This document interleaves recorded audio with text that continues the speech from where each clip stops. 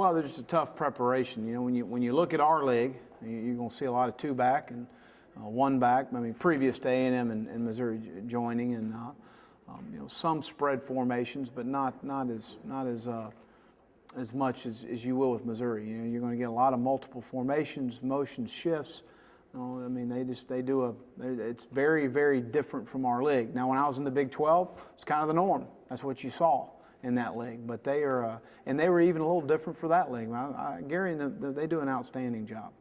Coach, last year you called out your team at times for not being tough enough. Do you feel like that's changed? I think we've made some steps forward, but we'll find out on September 1st and as we move through the season. You know, talk is cheap, and you need to play on game day. And I think we have made tremendous strides. We're deeper. We got more quality depth. We're older. We're more mature. We understand what it takes to be successful. We had a lot of first-year starters last year on both lines of scrimmage, which is not good in our league, and we struggled. But I think we have made the strides we need to have to be successful. Coach, you'll be tested early in the season, no doubt. College Station the very next week in Knoxville. Talk about that early stretch of the season. Well, again, I think it's a great opportunity for our team. You know, number one, what a great motivating factor for our players this summer to understand. Start fast has been one of our mottos heading into the season. Last time we were in the swamp, we didn't play very well, didn't coach very well against Florida State. So September 1st, we need to go out and give our fans something to cheer about against Bowling Green. And then we go to A&M and we go to Knoxville. What a great opportunity to get a leg up on the competition in the SEC. Florida and Tennessee used to dominate the East.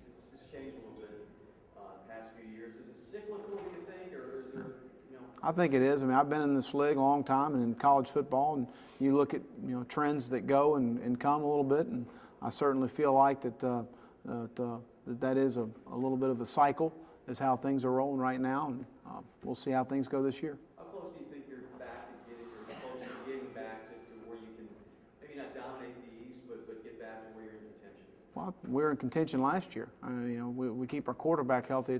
We're looking at a different season. So, again, I like our talent level on our football team. We needed to build depth on both lines of scrimmage, and I think we did that in recruiting, and I think we addressed those issues. Coach, you guys think about your comments about College Station that you made back in June?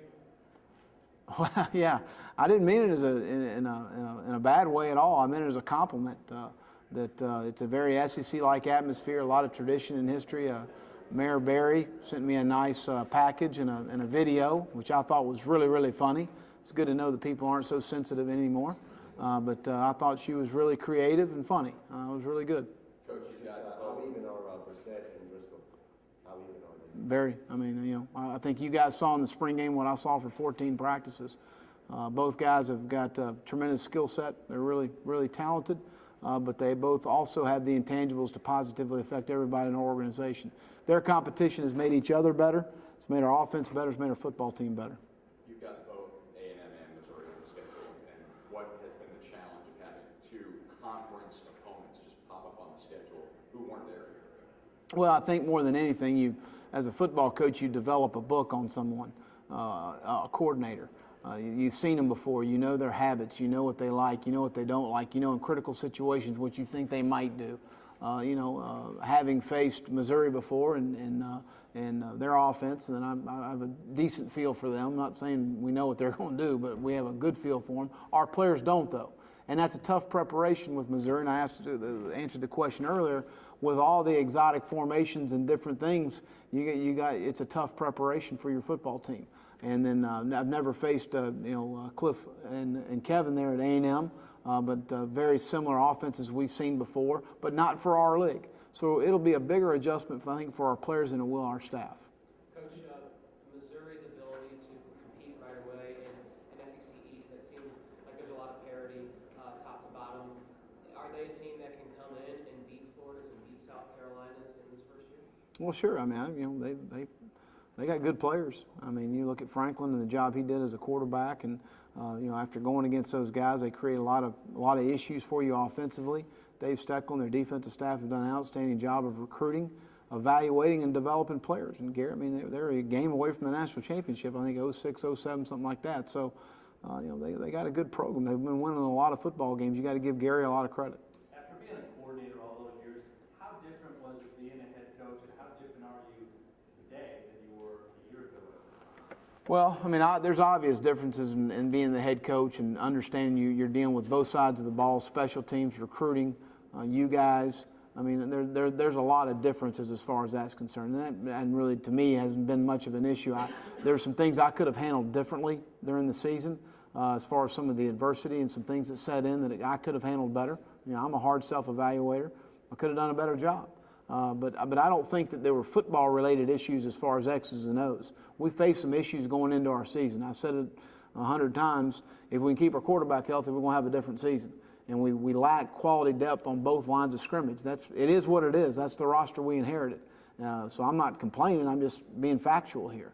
But I feel much more comfortable about our football team this year than I did a year ago because of our depth and our talent level, and we're a year older. 70% of our roster last year was freshmen and sophomores.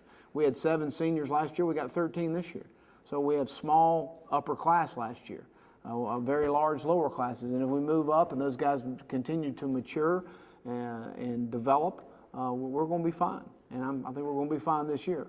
But I do feel like I've got a better handle on being the head coach at Florida after a year. I said in there, one of these other rooms, Mac Brown made a really smart comment to me one time when he approached me about being the next head coach at Texas. And I said, how do you know I'm ready for this? He said, you're not. He said, I wasn't either. He said, I've been a head coach at Chapel Hill for 10 years, I think, and Appalachian State for 1 and Tulane for 4. He goes, every job is different. Every job has got his own set of circumstances, his own set of positives and negatives. And he said, you're never ready for any job until you get into it and you start working through it and working through the issues that you've got to deal with, and whether that's roster management or it's the opponents or the psychological disposition of your football team. So, again, I think it was a very good point by him in saying that every job is different. But I do feel more comfortable, just like first year as coordinator at LSU to second year, a much more comfort level for expecting what's going to happen. Coach, like you guys, Tennessee had some trouble keeping guys healthy. In fact, Justin Hunter got hurt in the Florida game last year. Talk about them, like you guys, how they'll factor into the SEC East this year, when a lot of people are picking South Carolina and Georgia. What do you think? Well, I think that, again, offensively, you look at the receiving core they have, and I know Patterson's a good guy they're bringing in. Bray throws the ball extremely well. They're a year older up front offensively. Defensively, Sal Sinceri will do a really good job for him. He's a really good football coach, and Kurt Magid and A.J. Johnson, some of the guys they've got back on defense, got a lot of quality snaps for them as young players last year. So, again, going up to Knoxville, I've been there a bunch before, and they'll do a nice job. Thank y'all.